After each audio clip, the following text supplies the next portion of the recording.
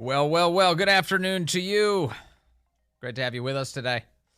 It is 4:06 here, News Talk 105.9 WMAL, where we're making sense of the news. Coming up, Cheryl Chumley will be with us at the top of the next hour from the Washington Times. We'll talk to her about this E. Jean Carroll craziness that's going on in the left's effort to try and just take every dollar they can out of Donald Trump. They really want to hurt this guy. And then Dan Backer is here at 5:30. He was a part of an organization, the Committee to Defeat the President. And they filed a complaint against Cori Bush, and now Cori Bush is under criminal investigation, we're told.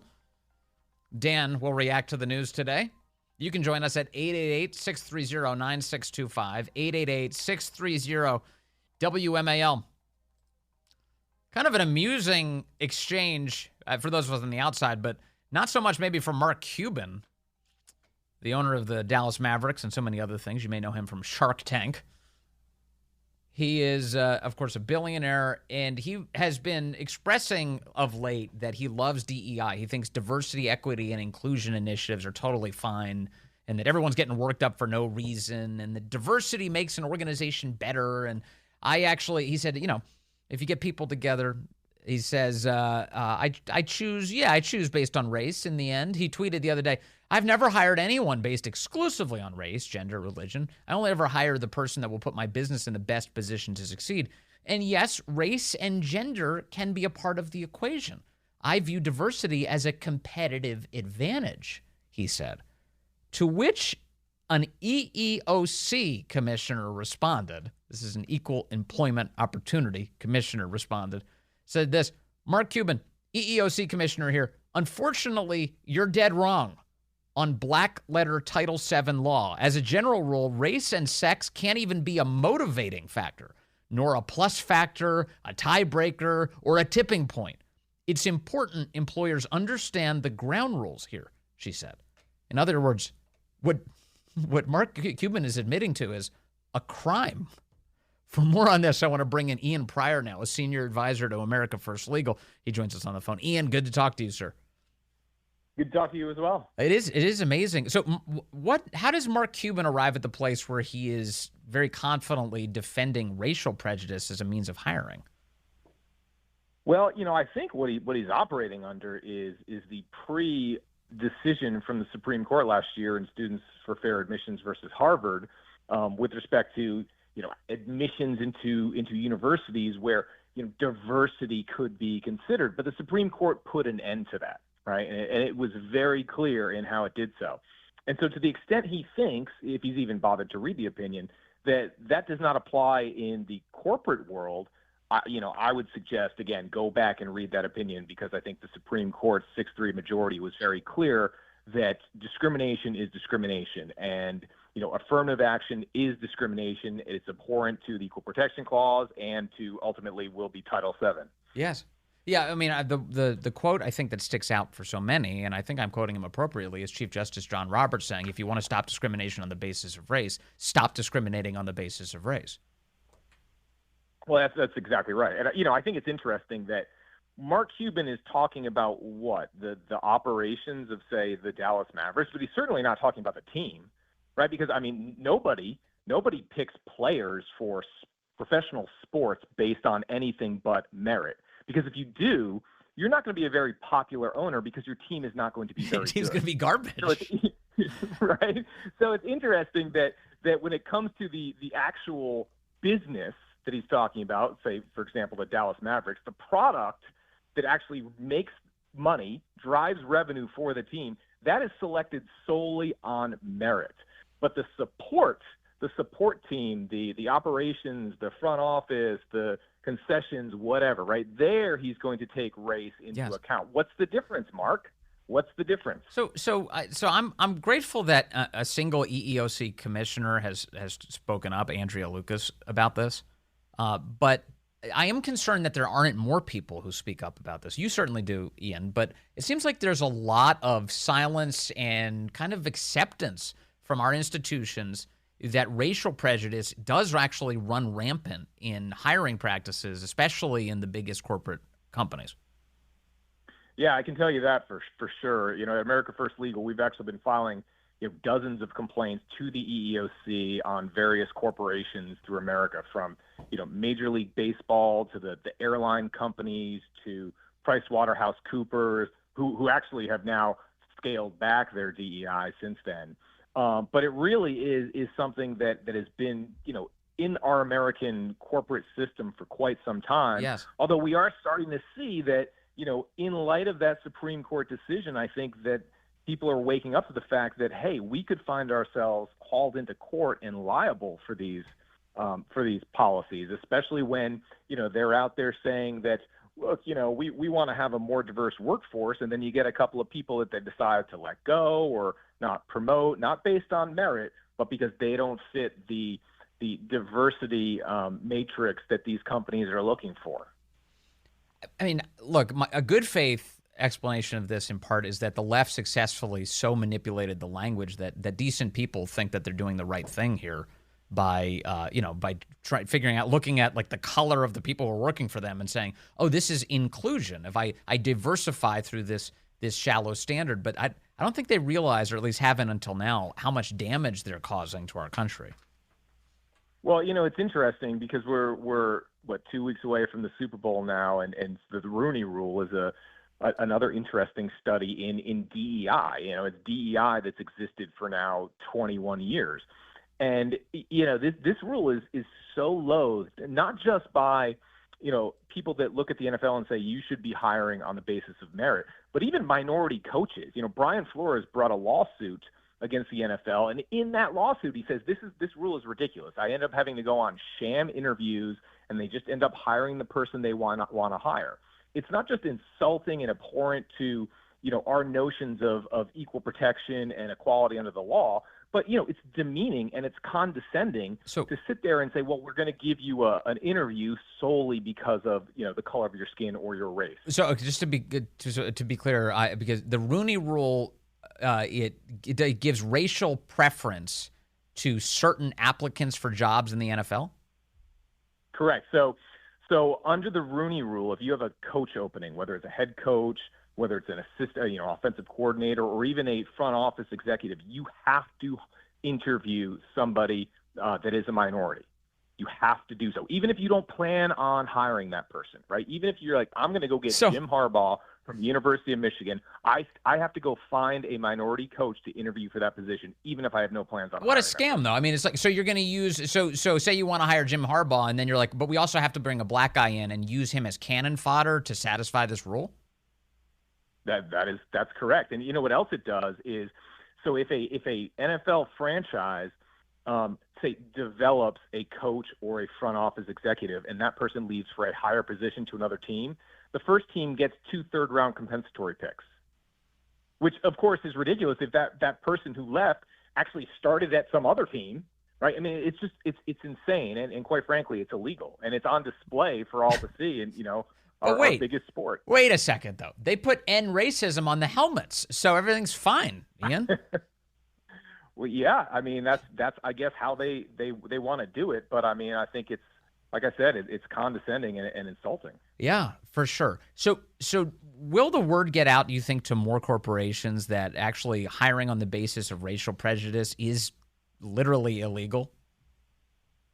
Well, I certainly hope so, and I certainly believe so. I think what you're going to start seeing is lawsuits. I think you're going to start seeing these corporations being taken to court for Title VII actions because of discrimination on the basis of race. And I think these corporations are trying to figure out a way to get around the Supreme Court decision, but ultimately they're not going to be able to, because the core ruling from that case doesn't matter if it's college admissions, it doesn't matter if it's workplace hiring or promotion. It's the same concept. The court in that case specified, at least Gorsuch did in his concurrence, Title VI, Title VII, essentially the same thing. Title VI relates to education. Title VII relates to the workplace. So I would predict that cases that go up to higher courts involving these kind of DEI hirings and promotions are going to find the same result that Harvard and University of North Carolina did last year. Yeah, and when these companies and organizations try and figure out, quote unquote, creative ways to continue to hire on the basis of race, it ends up being really I mean, just really offensive, honestly, in the way they do it. I'm thinking of at the FAA, it's starting to come out that one of the ways that they were trying to hire applicants was they would ask people what their lowest grade in school was. What lesson was their lowest grade in?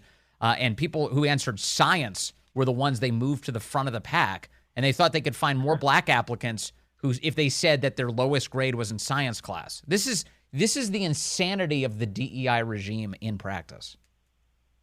Well, I can tell you even more cases. You go to Hollywood and, they have programs where they bring in an extra crew person that is a minority to do nothing, basically, right? And so they may have them at one position, say, key grip, and this person is getting paid the same as the key grip to do nothing. They're literally just doubling the position. Meanwhile, the person that maybe wants that role as key grip, they're sitting there, far down the totem pole, and they're like, well, why can't I get that? This person's making more money doing a position I want to do and actually not doing anything. It destroys productive organizations, and it breeds resentment. It creates suspicion and doubt. It pits people against each other. Is this really what we want as a country? The answer to that is quite obviously no.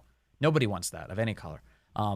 Ian Pryor, thank you very much for keeping up the fight on behalf of decency over at America First Legal. Good to talk to you today, sir. I was mentioning a moment ago in our conversation with Ian Pryor that the FAA is in the midst of its own hiring scandal right now because it is not hiring on the basis of merit, but instead filtering out people on the basis of nonsense biographical things, which is insane. There's a blogger writing under the nom de plume, Tracing Wood Grains, with a great, I guess this is a Substack this week, the FAA's hiring scandal, a quick overview. And writes that a scandal at the FAA has been moving on a slow burn through the courts for a decade, culminating in a class action suit currently known as Brigida versus Buttigieg, brought by a class who spent years and thousands of dollars in coursework to become air traffic controllers, only to be dismissed by a pass-fail biographical questionnaire with a greater than 90% fail rate. A biographical questionnaire where they just ask them random details about their lives. Implemented without warning after many of them had already taken and passed a skill assessment. So a bunch of people who were qualified on the basis of their skills to work for the FAA, handling the nation's air traffic, were excluded from those jobs because there was a biographical test that was administered designed to filter them out if they didn't have certain elements in their biography that the government was looking for. The questionnaire would award points for factors like the, quote, lowest grade in high school is science, something explicitly admitted by the FAA in a legal motion to deny the class action lawsuit.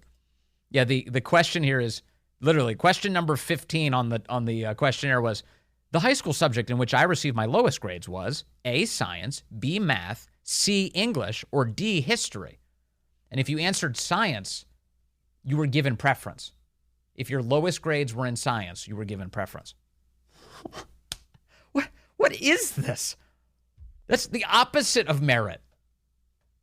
It's as crystal clear as it gets. Now, the blogger writes that mainstream outlets have given it sparse coverage. Right-wing sources, they say, I believe this guy's kind of a lefty. I'm not sure, and I don't really care. I'm just interested in the facts here. Said that right-wing sources paid attention initially, but few ran follow-ups or took a close look at the court filings. And they say that there's this massive scandal at the FAA here, and that the pipeline into air traffic control has in the past followed the ways that you would normally think. Military veterans, graduates of what they call the Air Traffic Collegiate Training Initiative, the general public. Whichever route they came from, he writes, each candidate would be required to take and pass the 8-hour AT-SAT cognitive test to begin serious training.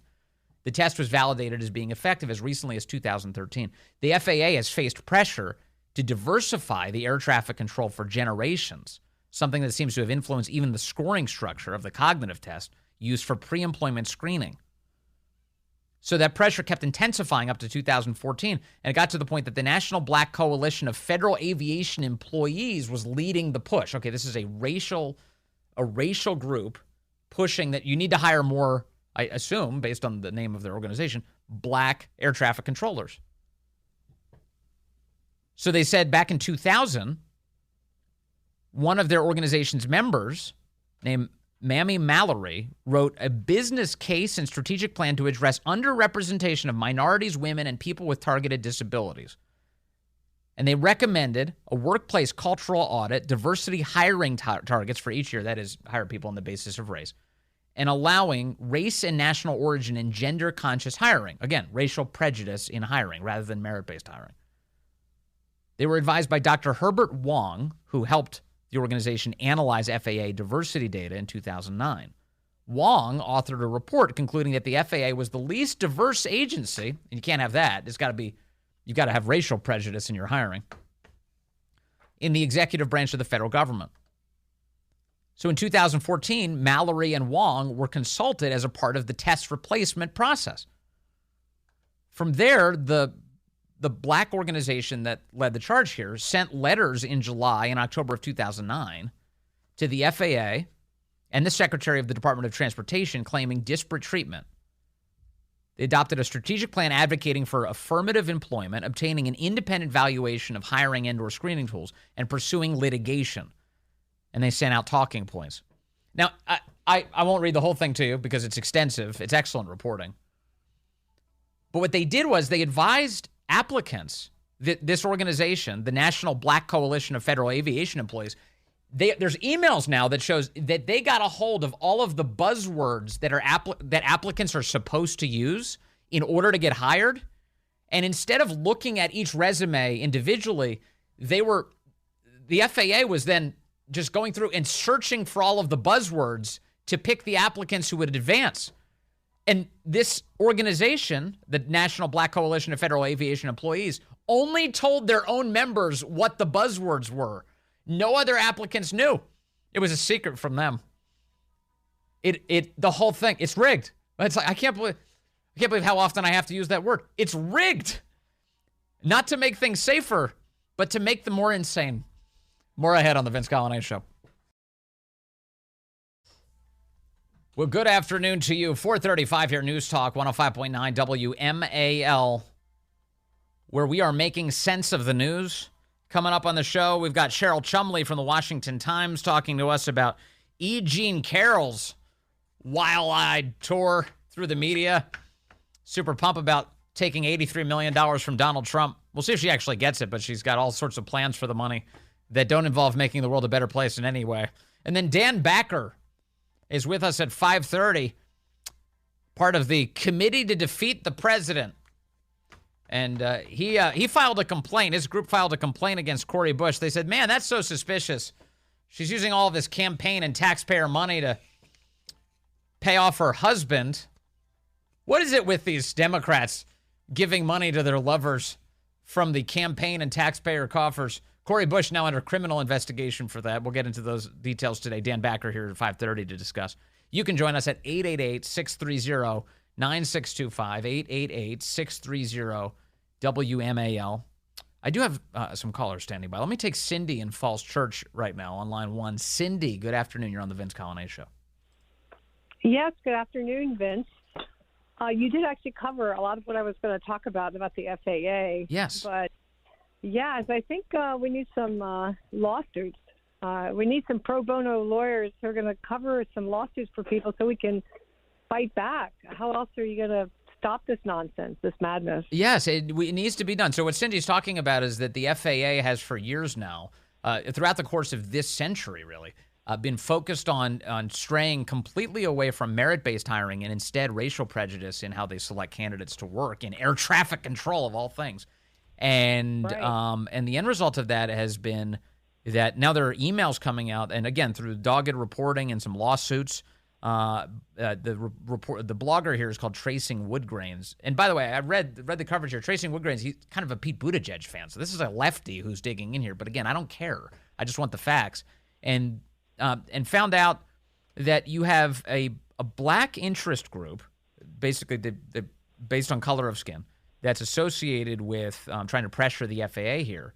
They were given a list of buzzwords, keywords, that should be put into applications in order to make it so that the FAA would automatically consider you for hiring over other candidates. There's an email here from 2014 sent by a guy called Shelton Snow, who is the vice president of this organization, writing to all the membership saying, WSC brothers and sisters, it has been confirmed there will not be a selection panel for the open bid on February 10th. Instead, FAA Human Resources will scan in resumes, and the computer will group resumes based on keywords, aka buzzwords. These buzzwords will flag your resume, thereby giving you the advantage over thousands of resumes that may flood the system. A list of these buzzwords are attached to this email. This list is being provided to you through one of our members in HR.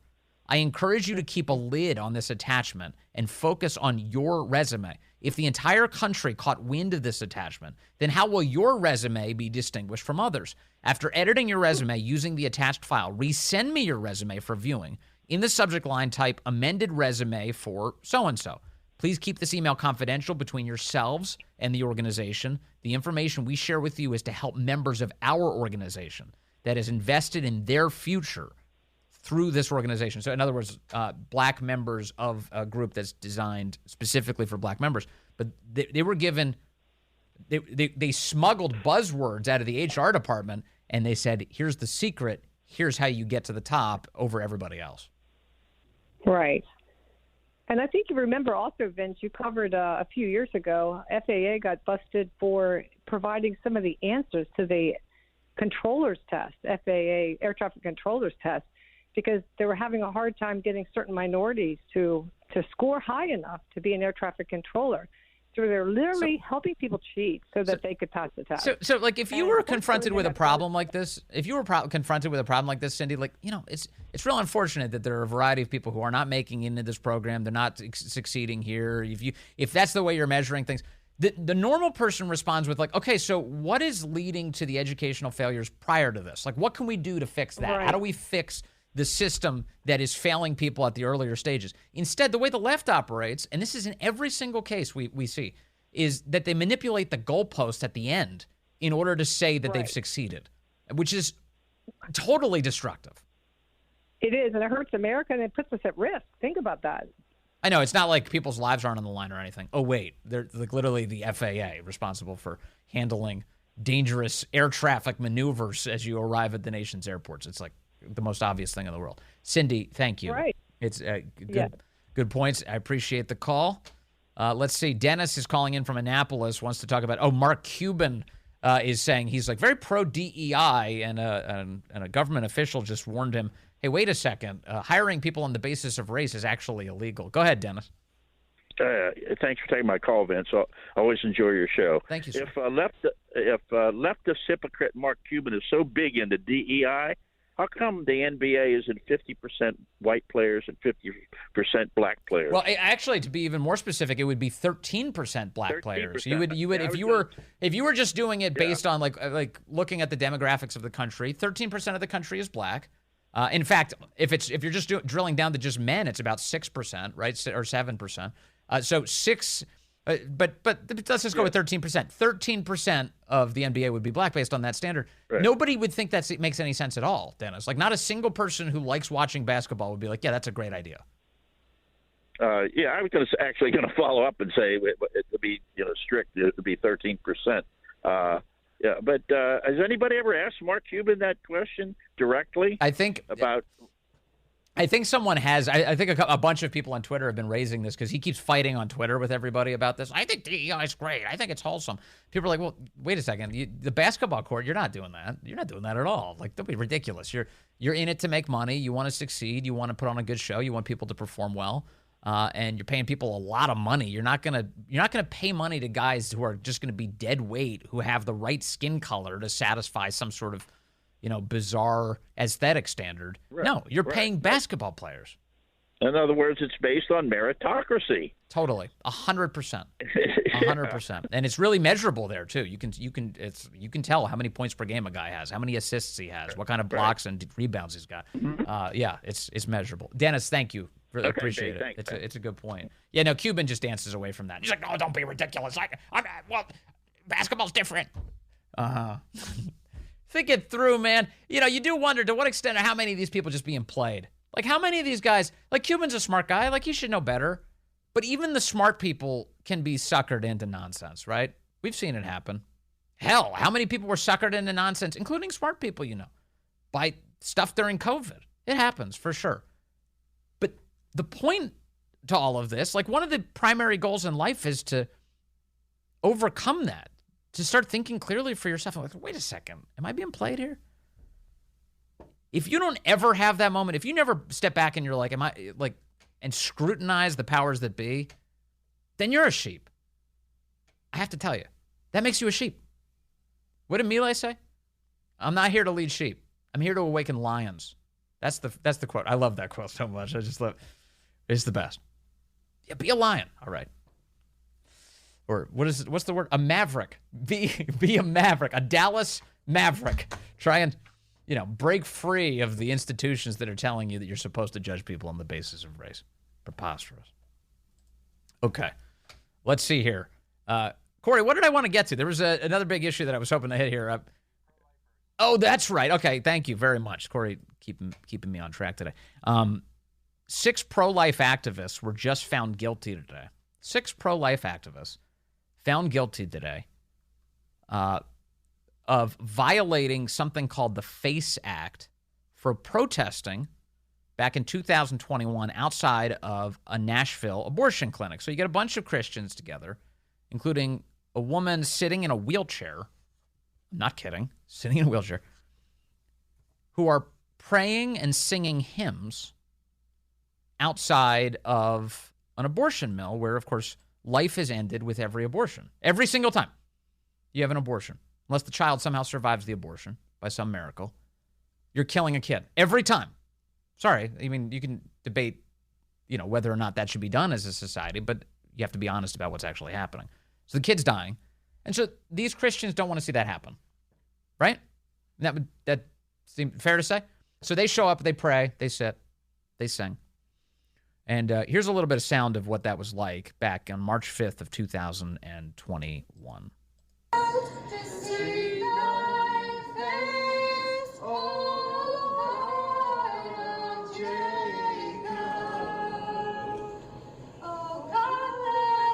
Now, I know it's tough to listen to hear all of the violence and chaos going on in this clip.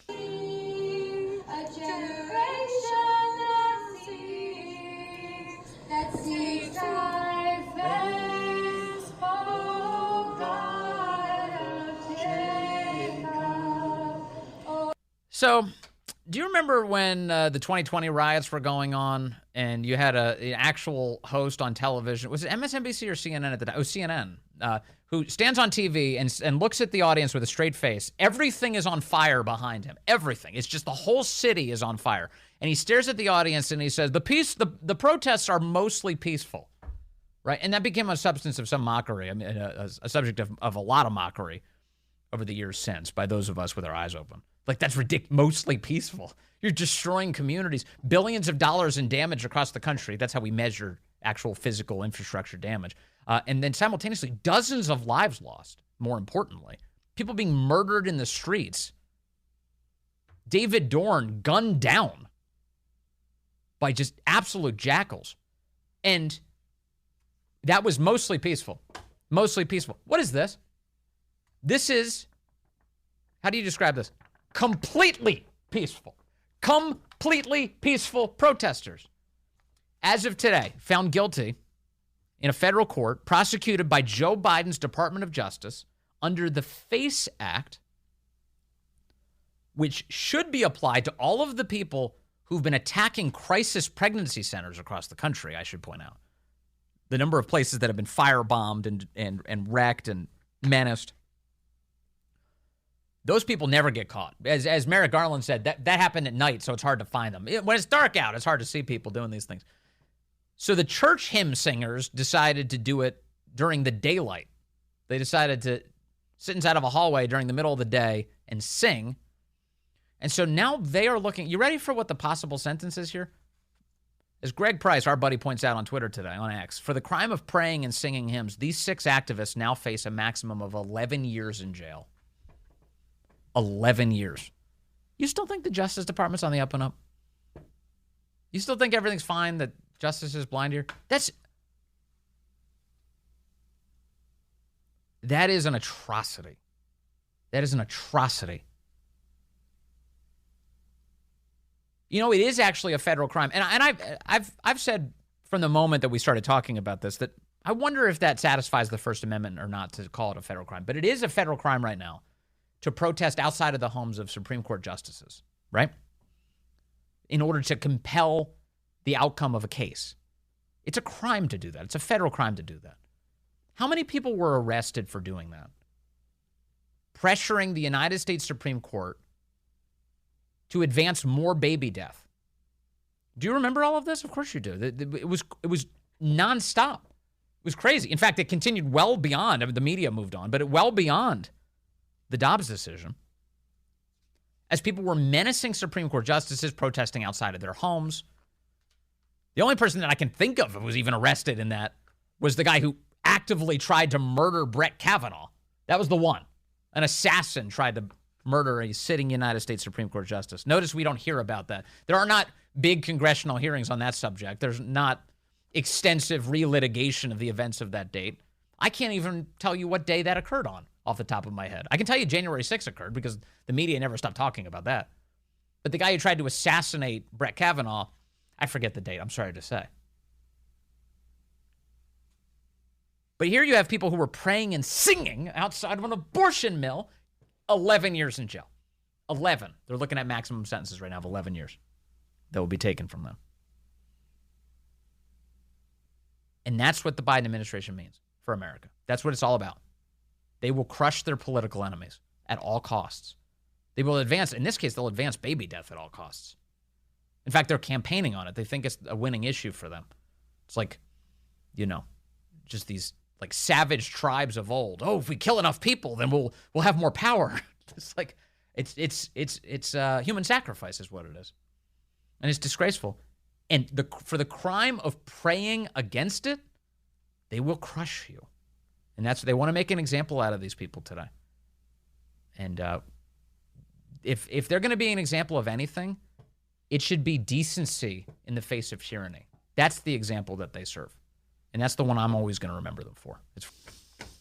All right, let's see. Carla is calling in from Woodbridge, line 2. Carla, good afternoon. You are on the Vince Coglianese Show. Hi, good afternoon, Vince. I love your show. Thank you. I just wanted to say when the last thing that you said before I went to commercial break, when you were talking about abortion and sacrificing, I think that's such a great way to say it. I mean, I know we're always talking about, you know, abortion is the killing of a human life. Right. But when you said human sacrificing, it really, I think it could really resonate with people who might be on the fence. So I love that. Well, you know, the reason you know that they're committed to, the left is committed to human sacrifice is they never actively work to try and decrease unwanted pregnancy. They just say the way to address it is to kill the kid off. And then also to like deal with like what comes next. Like there's nothing empathetic or pro-human about their policy. Because if there was, they would be really supportive of these crisis pregnancy centers, Carla. They'd be super supportive. The crisis pregnancy centers are places that help mothers who are worried about what comes next. And they help them with all of the supplies they need. They help them find resources to make this work. There are people out there who are desperate to adopt children who just can't. They go to other countries to adopt kids. The whole thing is wild, and we need a culture that decreases. If you think that abortion is like a thing that we need as a country, like well, we need it in certain cases. If you do, and I don't, but if you did think that, then wouldn't you be working towards decreasing the number of people who would even need it in the first place, Carla? Oh, absolutely. Yeah. I think it was so great. I was horrified to hear what you said about the people that might be charged for 11 years. 11 years. They're looking at 11 years in prison for standing up for life, saying a prayer, singing a hymn, and that's not allowed in 2024 America as far as Biden's concerned. As far as the rest of us, yeah, that's the America we want back, the one where you're allowed to pray